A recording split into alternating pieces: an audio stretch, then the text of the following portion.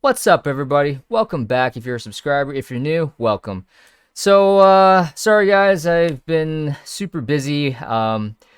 Only did one video last week, and you know what? I'm just got a lot of things going on right now, so I just it's hard to balance crypto and spending time with the family and work and also preparing for a 10K race that I signed up for not too long ago. So I got a 10K race that I'm actually training for. That's in 3 weeks. So yeah, I mean, I've been busy training for that. So I haven't had much time to do videos. But anyways, just want to do a update on the markets and also looking at the price of Bitcoin. So we'll do that right now. So looking at the price of Bitcoin, $42,314. So remember last week in the video that I posted. So this blue line right here in this on this chart, this blue line is the 21-week moving average, right? And historically speaking, every time that Bitcoin is trading above the 21-week moving average, right? We tend to be in an upward. We tend to be in a bullish trend. But as soon as we break below it, then that sometimes signals a downwards trend or a bearish trend, right? So last week I was saying, as long as we close a weekly candle above the 21-week moving average, then there's nothing to be afraid of. We are technically still bullish, right? So looking back at here, we were trading, the candle was below it, but yesterday the candle closed because weekly candles close on Sunday at 8 p.m. Eastern time, which is UTC midnight UTC time, right? So you can see we just wicked below it, but we actually closed a candle above the 21-week moving average. So yeah, nothing to be worried about, right? Like I said last week, nothing to be worried about, and we still are technically above the 21-week moving average. I also got the bull market support band. So we got a lower range and an upper range, and we're still in that range right now. So it's nothing to be worried about. Nothing to be worried about. But enough of Bitcoin. Bitcoin is like the boomer coin, right? I mean, it's so boring, and in the last 2-3 months, it hasn't really done anything. But in the NFT space, things are popping, especially Cool Cats, guys. Cool Cats NFT. Oh, God, I forgot about one thing. Forget about Bitcoin, right? Bitcoin is such a boomer coin. And in fact, I'm wearing a Bitcoin shirt there. So you know what? For the last 2-3 months, Bitcoin hasn't really done anything, right? So we're going to change things up and wear this, a Cool Cat. So I'm wearing a Cool Cat shirt. It's a sweatshirt that I just received from the merch store. But yeah, guys, Cool Cats right now. For the last week, it has been on a tear, guys. Floor price has reached above 10 ETH. Woo! Above 10 ETH. So I'm really happy. Honestly, guys, I had no idea what I was getting into when I purchased 2 Cool Cats back when Mike Tyson or when he posted on his profile picture, like back in early July, right? I had no idea what was going to happen. And, I keep telling you guys on my past videos, right? I got Cool Cats back here, and you know what? It looks so small now, but for a whole month or so, it actually was going down. And I was like, you know what? There goes my money. I lost some money there. And, yeah, for a whole month or so, it didn't really do anything, right? It was actually on its way down. And then all of a sudden, it started to pop its way back up. And then, ever since then, boom, boom, boom, boom. Cool Cats has just been on an absolute tear. And yesterday, Steve Aoki just posted on his Twitter, aped into Cool Cats NFT, right? So, I mean, you got a bunch of people now aping into it. Could that be a euphoric stage? I don't know. Maybe. But, I'm comfortable holding my Cool Cats, And also, Cool Cats did an airdrop to all Cool Cat holders. They did like a snapshot of people's wallets last Monday. So you actually got airdropped some random NFTs that were related to Cool Cats, right? So you got these 3D cats, and then wait. Oh yeah, I remember this cat. This cat was sold for 200 and the minimum price of Cool Cat NFT is now 33,000 and rising. Cool Cats have seen an explosion in sales as buyers continue their search for the next blue chip collection in the NFT space. And you know what? I've been getting some questions from you guys. What is the next Cool Cat, right? I mean, we had Bored Ape that basically ran up to like right now 39 ETH is the floor price, right? Cool Cats now are above 10 ETH. So what's the next blue chip NFT, right? So um honestly, guys, I mean, there's definitely, there's several options right now. But the term blue chip is very, I don't know what's the term here. I mean, the term blue chip, it's kind of funny because a lot of these projects are only 2-3 months old, right? And we're already calling them blue chips. So, I remember watching one of DCL's bloggers' videos, right? He was saying one of his videos was like about blue chip NFTs, right? And a good point, an important point that he brought up was that, yeah, a lot of these profile avatar projects are only a few months old, but according to him, like a blue chip NFT is something that's been around for years that has been battle tested through a bear market, right? But I mean, hey, it's each person has their own definition of a blue chip NFT project, right? I think Cool Cats have made it, but I could be wrong. I mean, who knows? But I mean, the community behind Cool Cats and Bored Ape, I mean, the community behind some of these NFT projects really give it its value, right? And you see it with the Bored Ape Yacht Club. You see it with the Cool Cats now, right? So what are some other projects that, you know, have such a strong foundation, a strong community, right? With also a very competent team to develop, right? So let's see. I mean, we have our options. Oh yeah, I mean, last week we had the Timepiece Community NFT that dropped. That was a nightmare. I remember. Yeah, this was a nightmare last week. The price to mint these was 0.1 ETH, and then it was reselling on the market at 3 ETH, and people were buying at 3 ETH, 3.5 ETH, and look where the floor price is right now. People got absolutely wrecked because people were paying such an insane amount of gas fees, right? It was a huge gas war. Some people were, some wallets were willing to pay 3 to 4 ETH just to mint a 0.1 ETH NFT, right?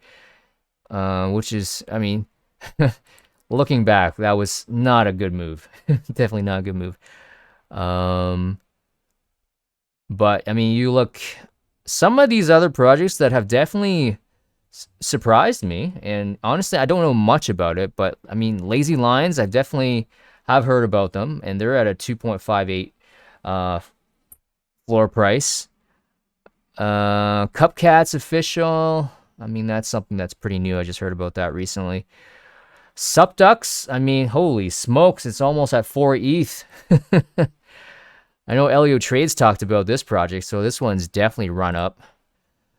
Cyberkongs, I guess you can consider, I mean, some people can call that blue chips, right? Because they definitely have a strong community behind them.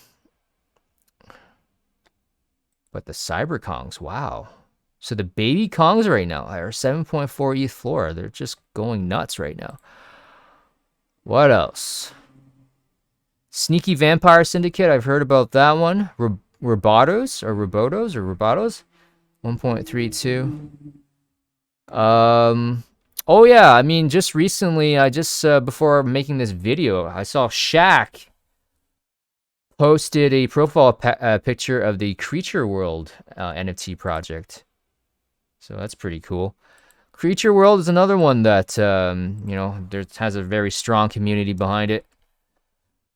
I remember being first introduced to it by by the Winklevoss twins when they posted it on their Twitter profile. And at that time it was less than 1 ETH, so now it's at 1.95. I'm sure Shaq had something to do with that. It's definitely pumped.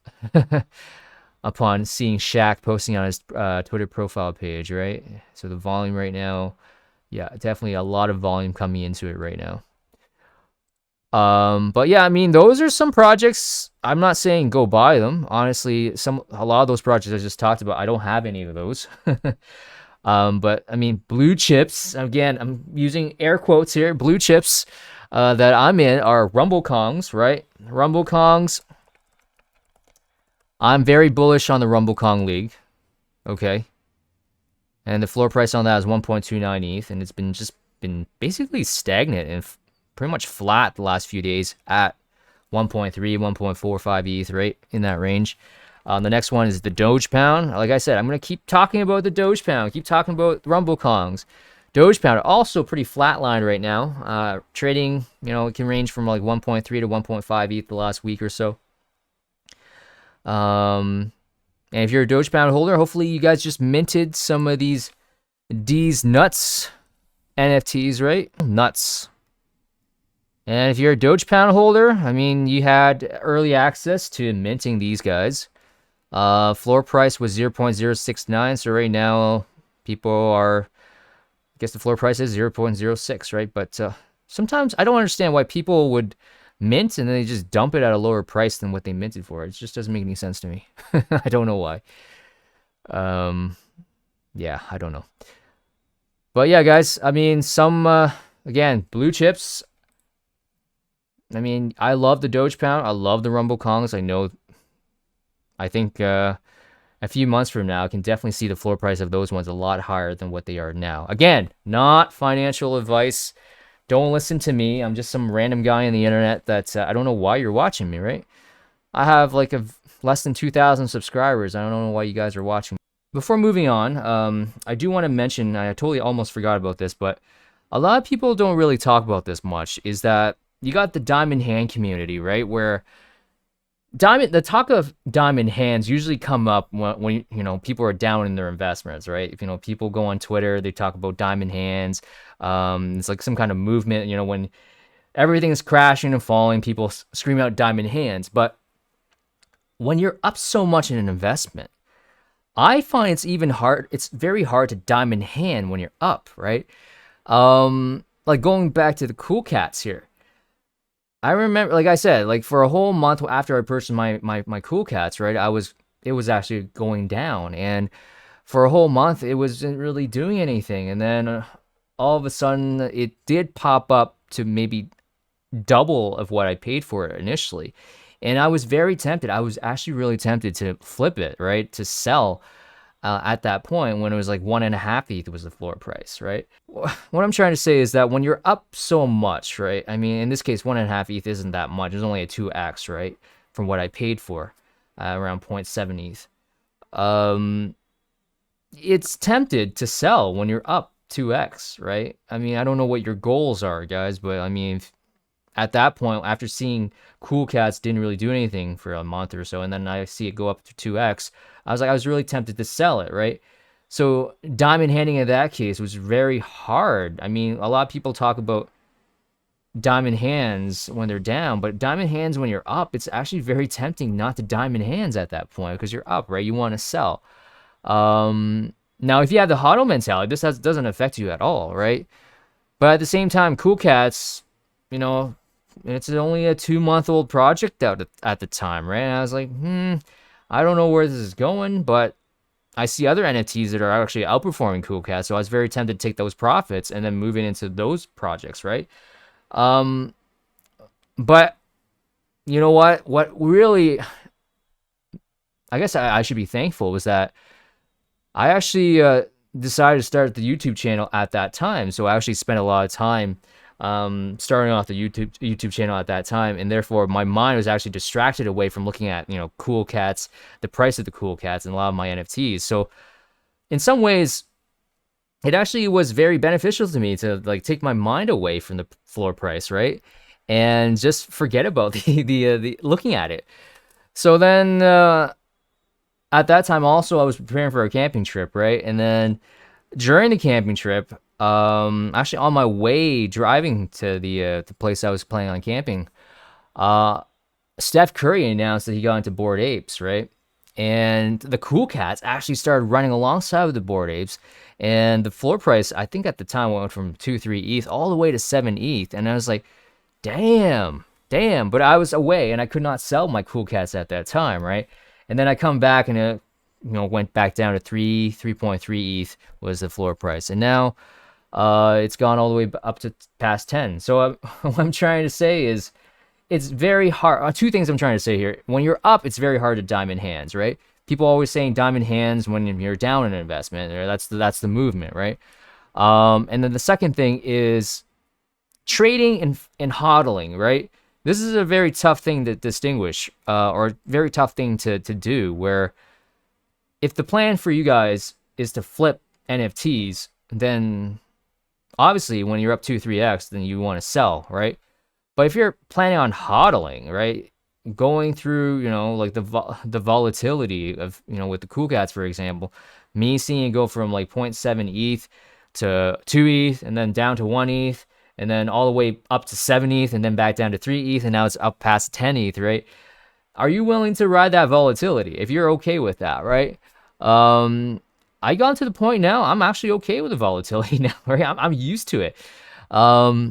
It's kind of funny, like altcoins, like these NFTs are making altcoins look like stocks when it comes to like returns on investment, right? Like the volatility on these NFTs, like a 50-60% crash in these NFTs, like a couple of weeks ago, would be considered like a huge crash, and people were calling the bear market. But a 50-60% crash, I mean, yeah, 50-60% crash in altcoins would signal something very bearish, right? Like that's the end of the world. But a lot of these altcoins have recovered when they're down 50-60%. So that's the thing. I don't know.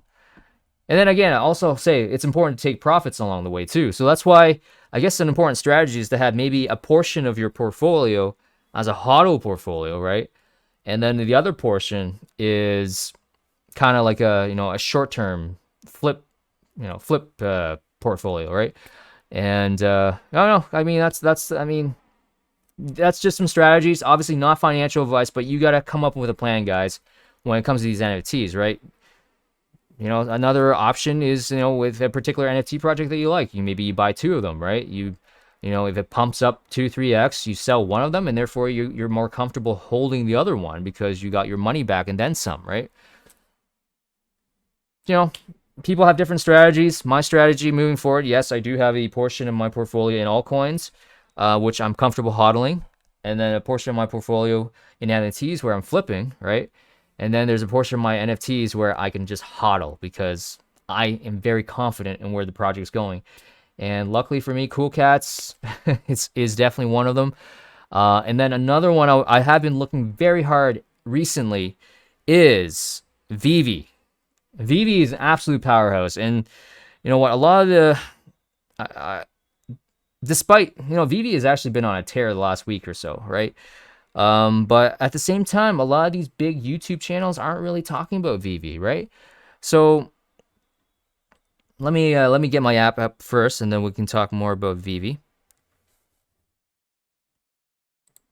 But yeah, I mean, Veve right now, the past week, it's been on an absolute tear. And I do want to talk about them because I honestly think long term, this project will be absolutely massive. Everything that's on this ecosystem, the collectibles, the comic books, down the road, a few months from now, we're gonna have the Veveverse, their own metaverse, right? And then they got their own coin, like Veve's built on the Ecomi platform. The parent company is Ecomi, right? So, and then Ecomi has their own token, their own coin. So let me see here. But recently, I've been looking hard into Veve. I've actually been collecting a lot more, a lot of the collectibles. So Veve, absolutely insane. How much this past week, a lot of these collectibles, like the Batman, the Superman, the Spiderman, the Captain Americas, the comic books, everything's just gone absolutely insane. So just an idea for you guys.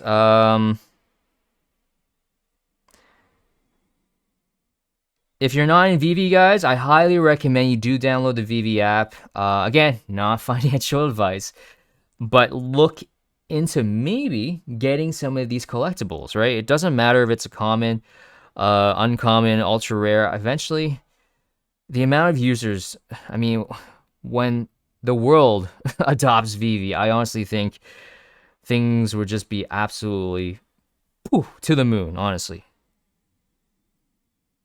But I mean, some of the so if you're new to Veve here,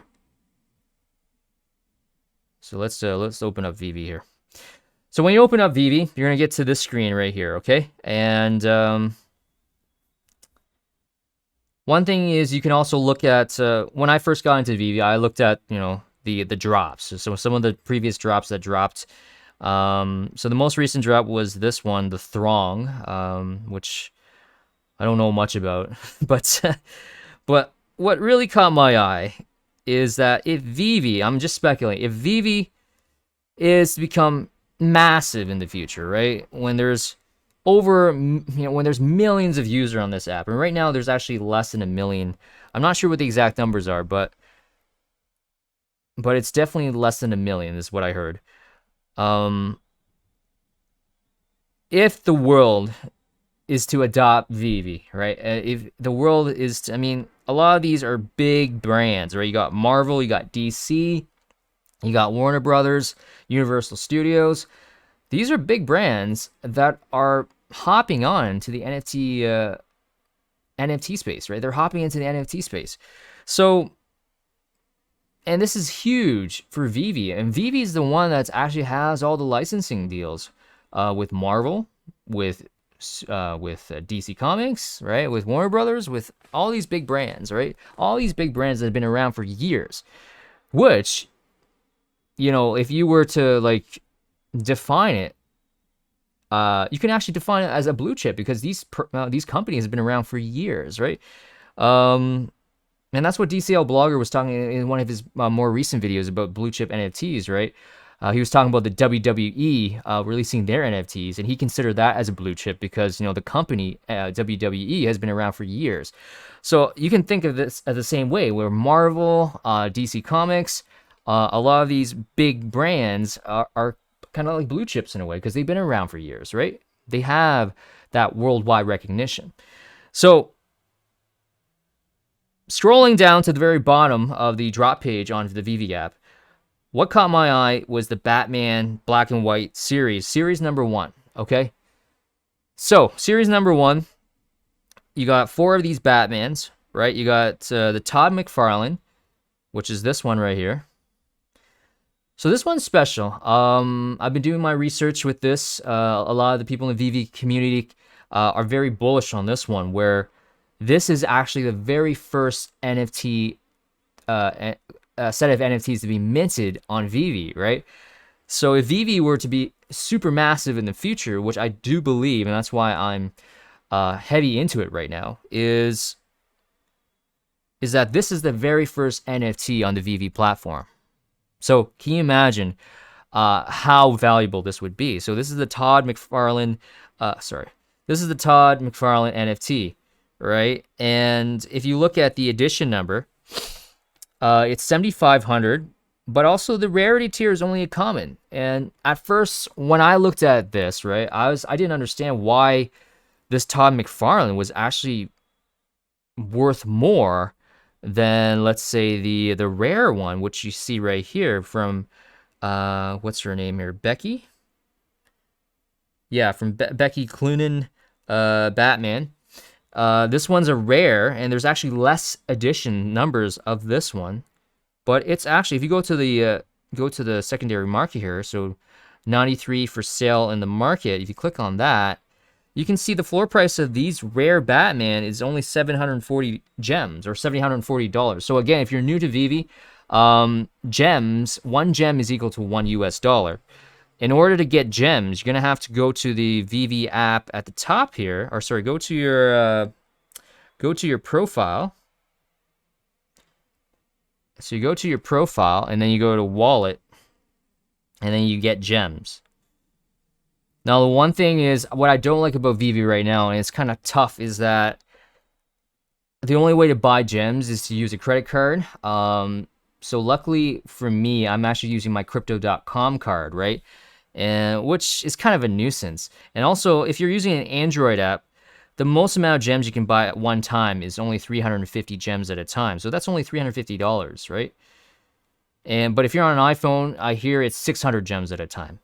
And I think they charge you a little bit more on an Android phone as well. So if you're an iPhone user, I think you have an advantage of also buying more gems at a time, and also you don't get charged as much. I think there's some kind of tax or some kind of fee where the Android phone users are actually charged more for one gem per gem. But yeah, that's one way to get the gems. And once you get the gems, then you go to the drop page or the market. So the market is just down here. I mean, I can go to market. Let's go click on market. And then I go to collectibles. And then obviously you just select whatever collectible you're interested in. But sometimes I just like going to the main page, and then I just go to drops. And then I just go scroll down. Again, let's go back to the Batman like I was saying before. I was talking about the gems there.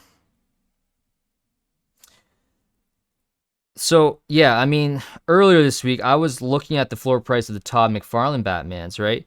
And I just didn't understand why, the common, which has 7,500 editions, was actually, the floor price was actually worth more than the rare one, which is this one, right? The Becky Clunan. I hope I said that right.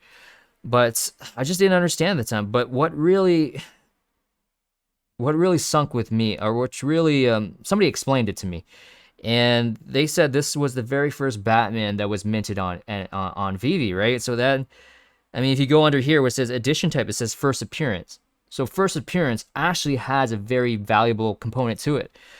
So much that some people are actually saying that the Todd McFarlane Batman could eventually have a higher price or a floor price than the Eduardo Rizzo Batman, which is this one. This is the first ultra rare edition on Veve.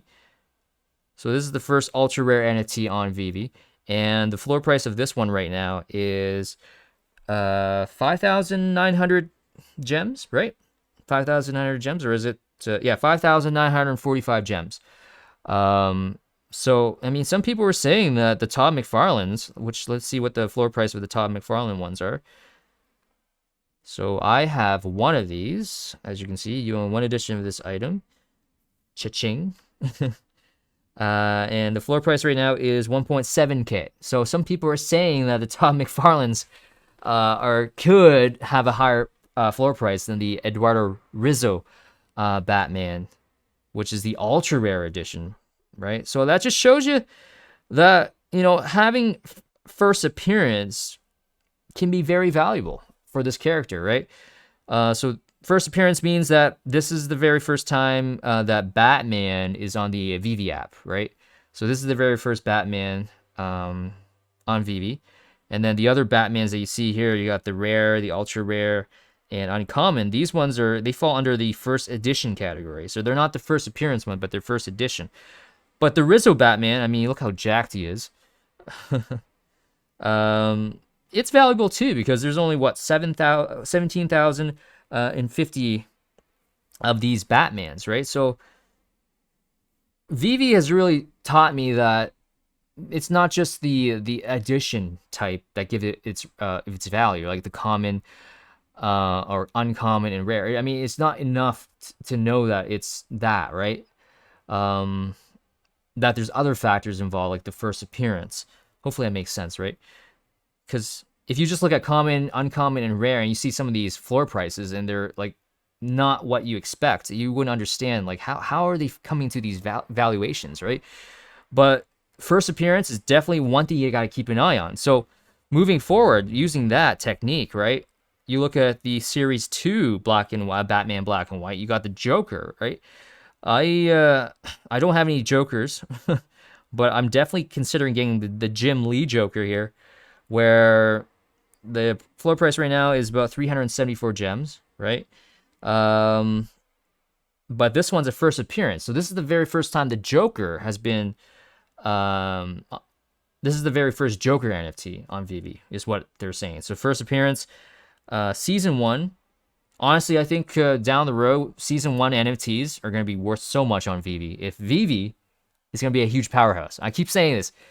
If Veve is a big powerhouse, which I totally believe, I honestly believe that Veve will be a big powerhouse, and maybe later down the road I'll do a more deep dive video of Veve and why I think it's really bullish. But Jim Lee Joker, definitely keeping my eye on that one. And then some of these other ones, this one's not a first appearance Joker, I don't believe. This one is a season 1, right? Again, 3,250 remaining. So there's 3,250 mints of this Joker. I'm curious to know what the floor price of this one is. This one, if my internet loads here, is 420. So you can see it's actually not that much more compared to the Jim Lee Joker, right? Which has twice the amount of editions, yet the floor price is only less than $50 less, right? So again, if you're just going based on the common and uncommon and rare and, you know, ultra rare, just looking at just that one aspect, you're gonna be confused at why some of these floor prices are, you know, on the rare actually lower than the commons, right? So keep an eye on the first appearance. First appearance does have it, and also one other thing is the mint number as well. I totally forgot about the mint number. So if you go on the marketplace, some of the mint numbers here. First appearance, 4941.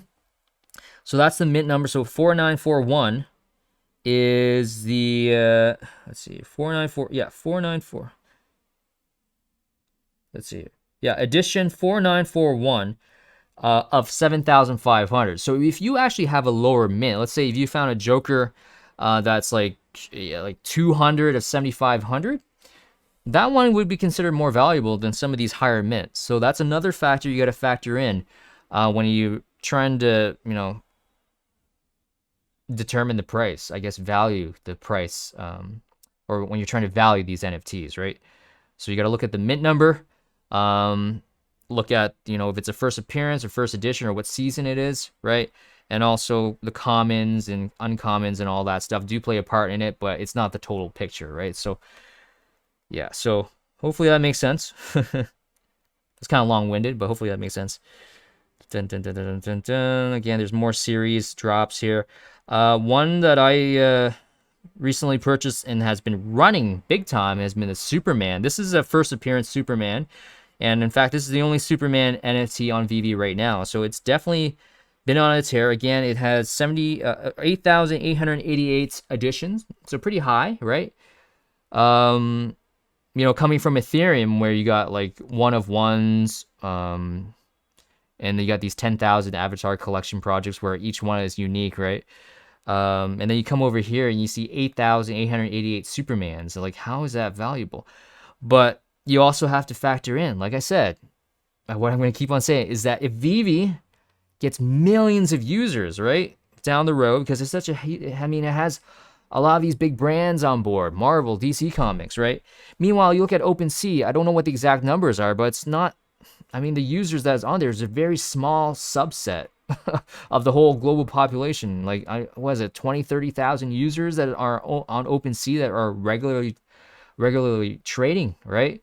But on Veve, can you imagine like just downloading your phone, right, and then downloading the app? The barrier to entry is kind of low, and also you can buy these with gems, right? So you can use your credit card, do that. They're trying to make it easy for people that are not so crypto savvy to, you know, buy these. Obviously, some of these NFTs are pretty expensive, right? I mean, you look at the Superman right now. The floor price of the Superman right now is 1.4K, right? $1,400 which is crazy. I mean, just last week, Superman was like $300 right? So some of these people who were able to get Superman, like last week, or been holding on, you know, they're up pretty big right now. So Superman first appearance.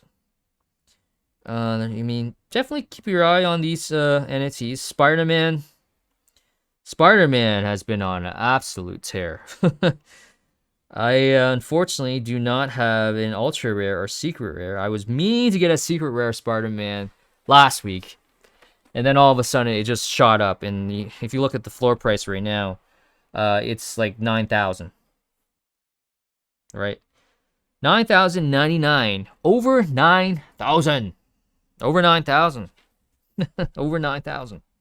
Play the Vegeta over 9,000 meme. It's over 9,000! But yeah, this one's a first appearance, so I mean, it's very valuable. It's an ultra rare, or sorry, not ultra. This one's a secret rare, so this is the most rare in terms of rarity. Only 1,000 of these, and it's the very first Spider-Man, right? First appearance Spider-Man, and Spider-Man, somebody told me Spider-Man is like the most popular superhero right now, so. Spider-Mans are absolutely killing it right now. Ultra rare, even ultra rare, is close to 1.6k gems, 1,680 gems. So it's also pretty expensive. So a lot of these NFTs, they're expensive, right? I mean, compared to where they were a year ago. I mean, not a week ago. A lot of them have done like 2-3x. Like from Spider-Man, the secret rare Spider-Man went from. Man, the floor price was like less than 2,000, I think, at one point. 1.9k gems, and now it's at 9k, right? So that's almost a 5x. That's like a 4x or 4.5x, right?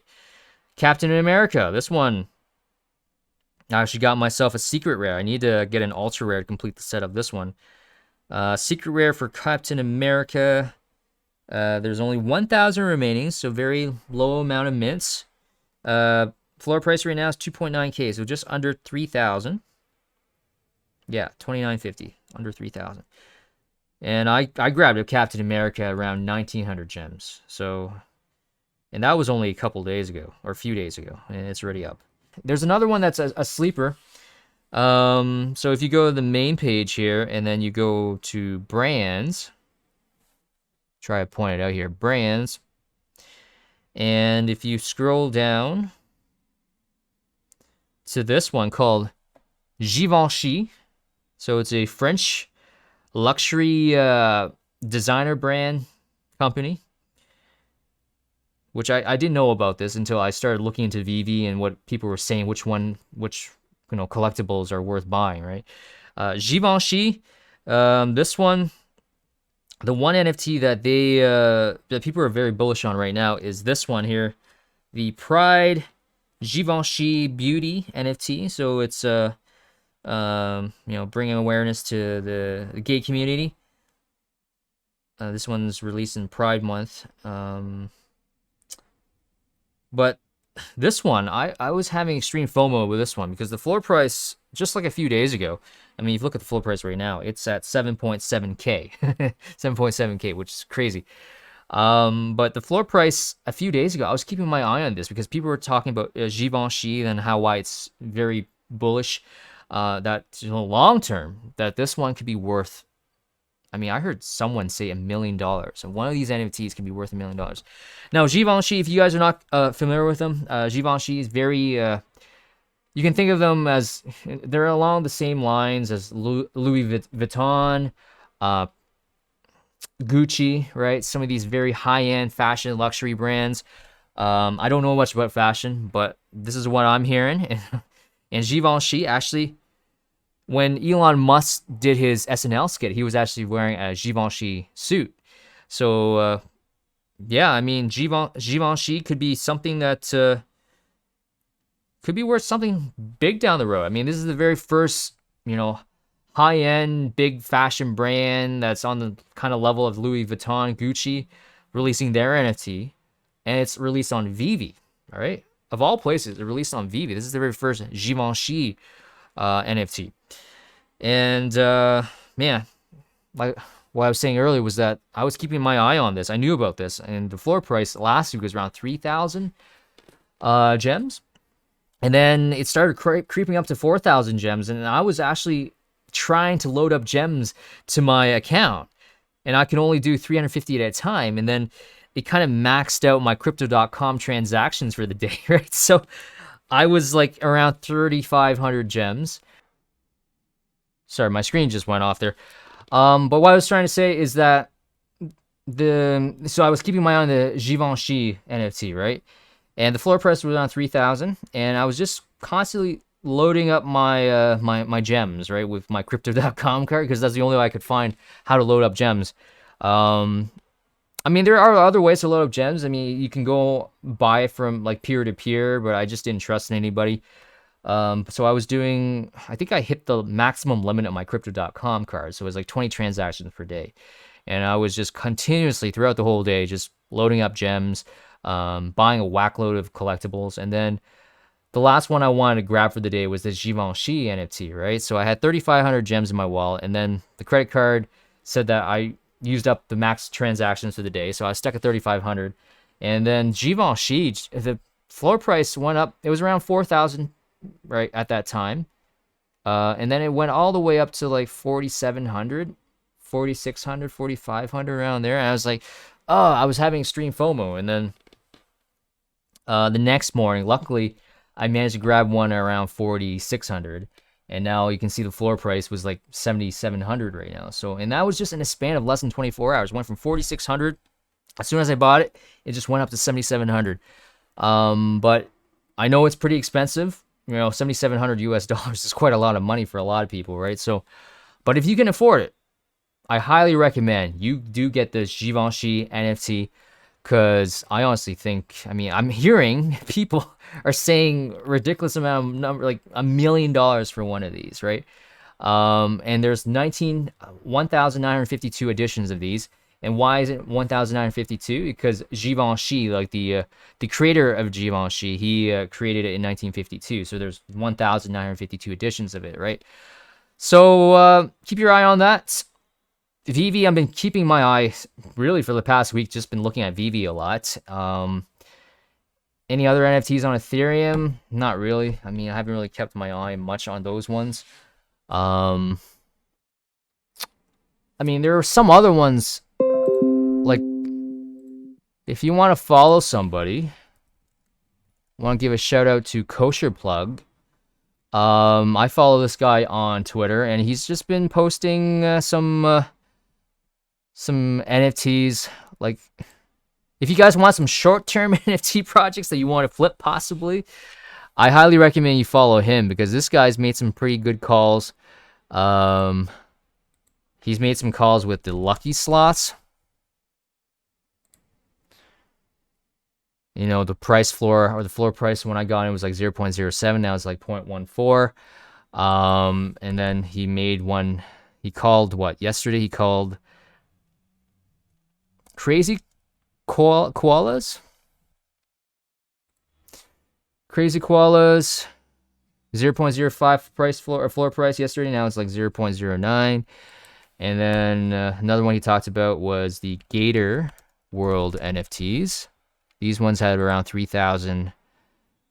And the price to mint them was 0.02. Now it's 0.05. But yeah, I mean, these were some of the NFTs he talked about in the last few days. I jumped into it and just flipped a few of them. But if you want some more short-term plays, he's actually got some good calls there. So definitely.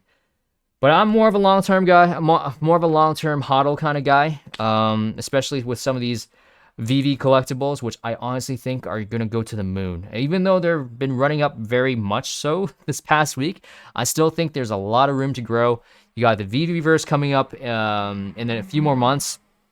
Then you got Immutable X, right? A lot of these collectibles will be able to be traded on Immutable X. And then you got Opensea that could be trading on Immutable X as well. So you can, you know, if you connect the dots there, Veve Collectibles being tradable on Opensea, right? So anyways, I think I'll leave it at that, guys. I'll try to do another video this week. If not, I mean, like I said, I've been pretty busy with training for my 10K, and I'm also busy with other things as well. So if you guys like the video, if you guys like the content, like the video. If you're new to the channel, subscribe. And I'll see you guys next time.